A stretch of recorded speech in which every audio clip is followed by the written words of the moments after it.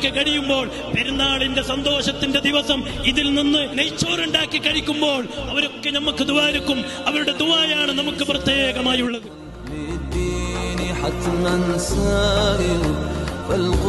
ഇവിടെയുള്ള എല്ലാ ആളുകളോടും പറയാനുള്ളത്, നിങ്ങൾ മൽജയിനെ പരിചയപ്പെടുത്തണം, മൽജയിനെ പ്രചരിപ്പിക്കണം, മൽജയിനെ ശക്തിപ്പെടുത്തണം. മൽജയിനെ ഇങ്ങനെ ഇടക്കിടക്ക് റിലീഫുകളും ഇങ്ങനെയൊക്കെ ആകുമ്പോ മൽജയിനൊന്നും ഉഷാറായി പോകാൻ കഴിയുന്നില്ല.